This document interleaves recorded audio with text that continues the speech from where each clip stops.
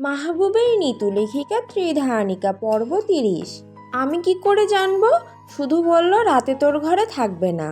মাহবুব ইতিশাকে দাঁড় করিয়ে চেঁচিয়ে মাকে ডাকলো। চেঁচালে তো মা শুনবে না, মা দরজা বন্ধ করে শুয়ে পড়েছে। এক্ষুনি তো মা জেগেছিল, কথা বললাম। আমি তো দেখে এলাম মা নোরাকে বুকে করে ঘুমোচ্ছে। হয়তো সবে সবে চোখ লেগেছে, গাঢ় হয়নি ঘুম। তুই বরং মাকে ফোন কর একটা। ইতিশা ঘরে ঢুকে ফোনের চার্জার নিয়ে চলে গেল। মাহবুব সঙ্গে সঙ্গে আবার ফোন করলো মাকে। হ্যালো মা, তোমার ভাইজি কোথায়? সাহিদা ঘুম ঘুম গলায় বললেন, কোন ভাইজি? শোনো মা, ঢং করবে না।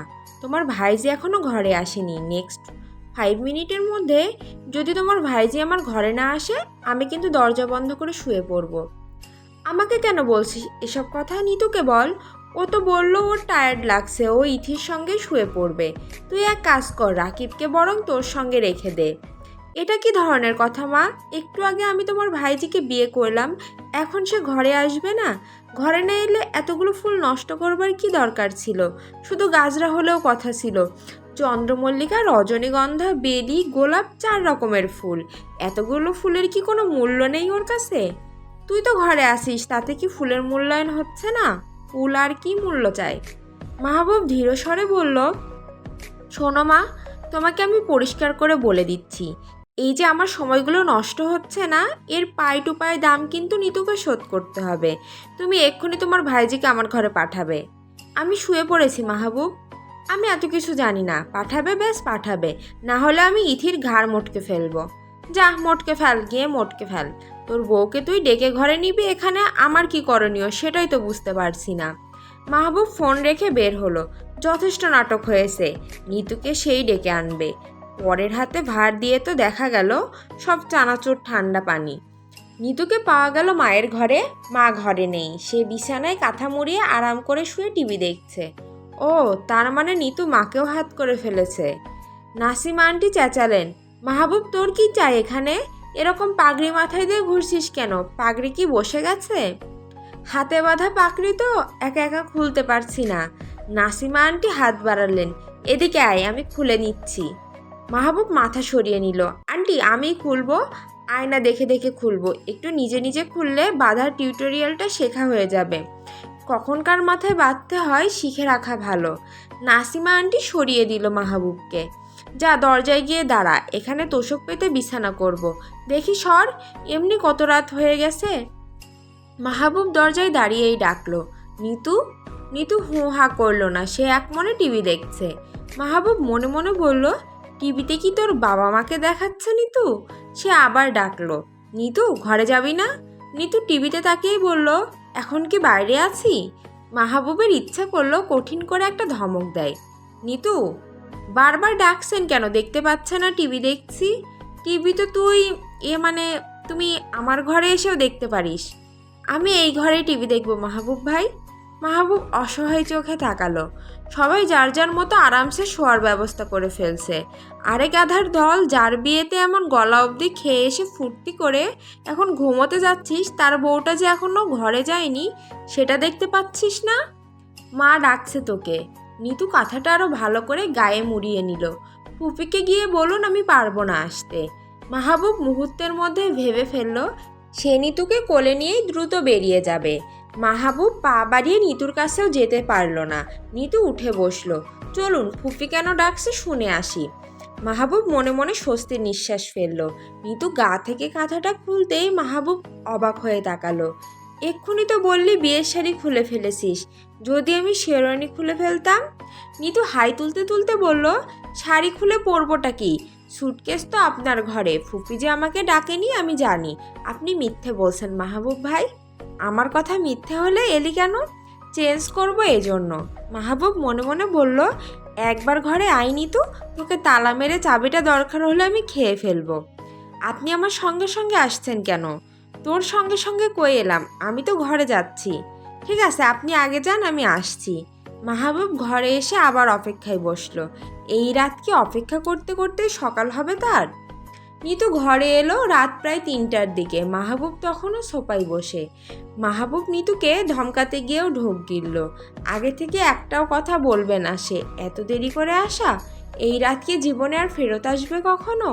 নিতু খুব স্বাভাবিকভাবে গ্লাস থেকে পানি খেলো, জানালা বন্ধ করে পর্দা টেনে দিল, লাইট অফ করে গিয়ে আরাম করে বিছানায় বসলো, যেন এ ঘরে মাহবুব আছে সেটা সে দেখতেই পায়নি। ডিম লাইটের আফসা আলোয় অস্পষ্টতা নেই, তাও মাহবুব চোখে পড়ার জন্য সোফায় একটু নড়ে চড়ে বসলো, খুক খুক করে গলা ঝাড়লো। নিতু কি দেখলো তাকে? উহু।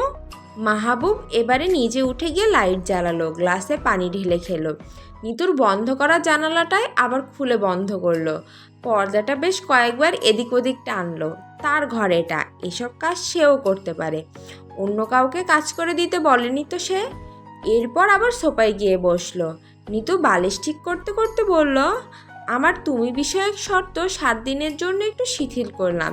আপনার এতদিনের প্র্যাকটিস ছাড়তে তো একটু সময় লাগবেই। এই ঘরে পশ্চিম কোন দিক মাহবুব ভাই? মাহবুব দাঁত কিরমির করে বলল, কেন? শুয়ে পড়বো, বালিশ এরকম উল্টো করে রাখবো তো? মাহবুব রেগে গেল খুব। শুয়ে পড়বি? তুই শুয়ে পড়বি? ক্লান্ত লাগছে খুব। ক্লান্ত লাগছে মানে? কেন ক্লান্ত লাগবে? নিতু 2 হাতে মাথা চেপে ধরল। আপনি এত চিৎকার করে কথা বলছেন কেন?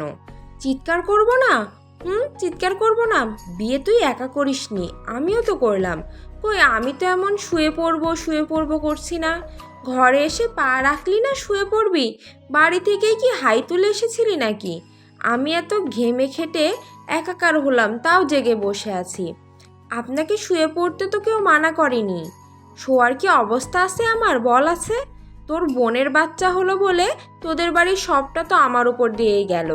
এত খেটে খুঁটে এলাম আমি, অথচ তুই গর্ধপের মতো এসে বলছিস আমি শুয়ে পড়বো?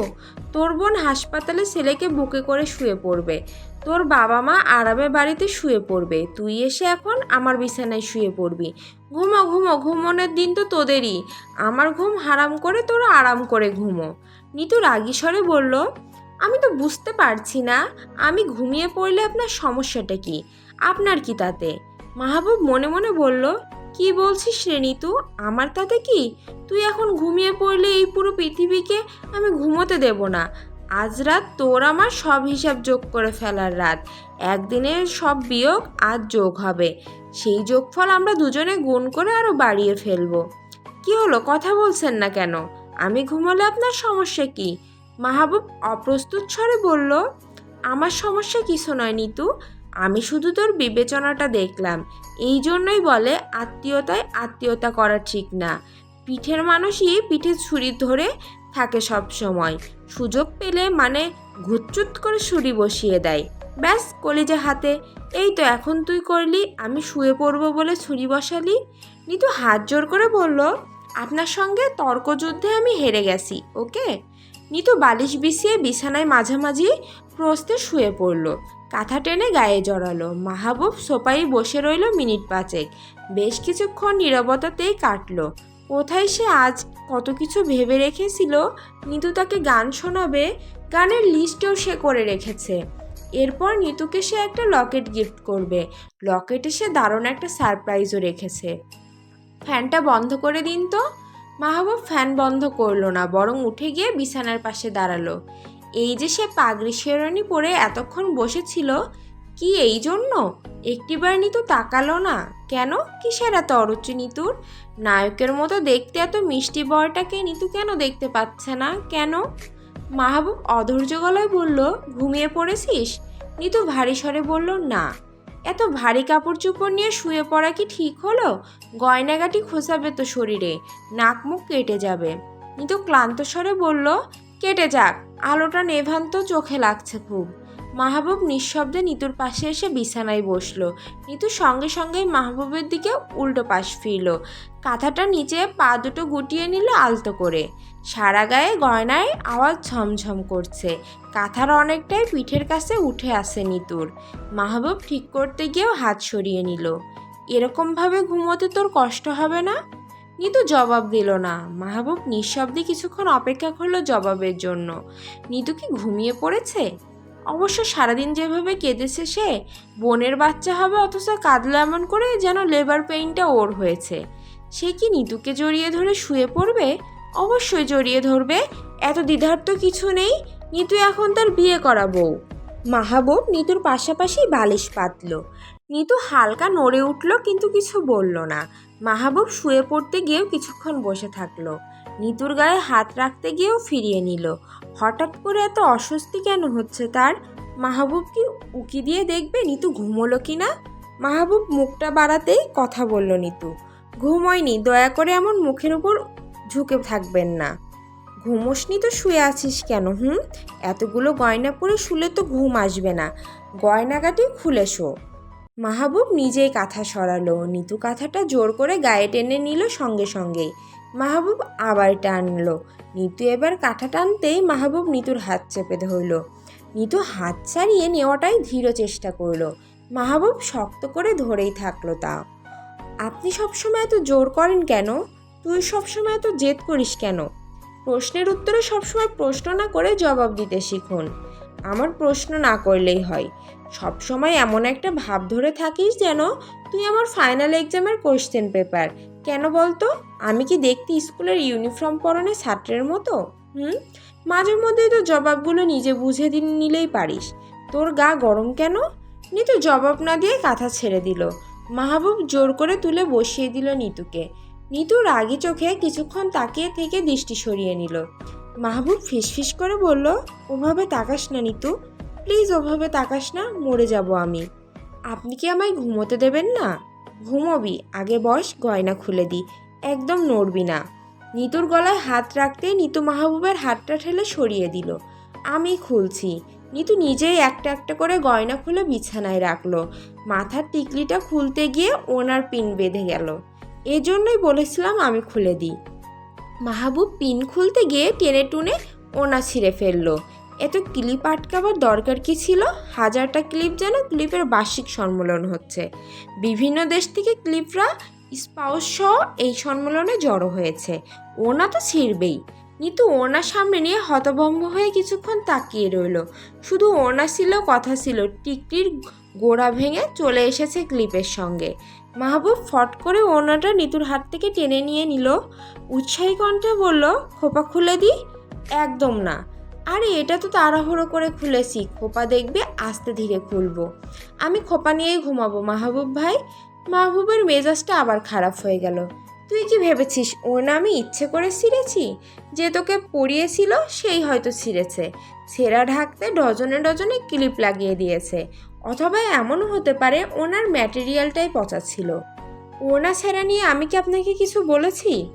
বলিসনি? এখনই তো বললি আমার হাতে খোপা খুলবি না। এর মানে কি দাঁড়ালো? ওনা ছেঁড়া দেখে ভেবে নিয়েছিস আমি তোর চুল ছিঁড়ে ফেলবো। নিতু মাহবুবের দিকে পেছন ফিরে বসলো। নিন, খোপা খুলুন, নিন। আমি পারবো না। যে আমায় বিশ্বাস করে না আমি তার কাজ করি না। নিতু কলার টেনে ধরলো মাহবুবের। রাগে কাঁপতে কাঁপতে বলল, শর্তনামা কই? এক্ষুনি দিন, আমি নতুন শর্ত যোগ করব। মাহবুব চুপ করে কিছুক্ষণ নিতুর চোখের দিকে তাকিয়ে রইল। চোখের মনে ক্রমাগত নড়ছে নিতুর। মাহবুব টুপ করে চুমু খেয়ে নিল নিতুর কপালে। শর্তনামা দেওয়া যাবে না, সুতরাং কোনো নতুন শর্ত যোগ করা যাবে না, এবং এটা এখন থেকে আমার শর্ত। মাহবুব কোমর জড়িয়ে ধরল নিতুর, আরও ঘনিষ্ঠ হলো কাছাকাছি। নিতুর গালে নাক শুয়ে ফিসফিস করে বলল, আজ তোকে কে সাজিয়েছে বলতো?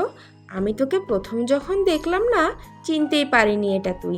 এত অন্যরকম লাগছিল, কোটি কোটি গুণ অন্যরকম। এরকম তোকে এর আগে কোনোদিন লাগেনি। নিতু নিজের গালটা পেছনে সরাতে সরাতে বলল, খবরদার একদম নাক ঘষবেন না, সরুন। কেন? আমার নাক কি খারাপ? বল কি খারাপ? ধারালো? কাটছে তোর? নিতু বাঁ হাতে ঠেলে সরিয়ে দিল মাহবুবের মুখটা। মাহবুব আবার এগিয়ে গেল। নাকটা আরও গাঢ় করে চেপে ধরল নিতুর গালে। বললাম তো নাক সরান, ভালো লাগছে না আমার। এত নড়ছিস?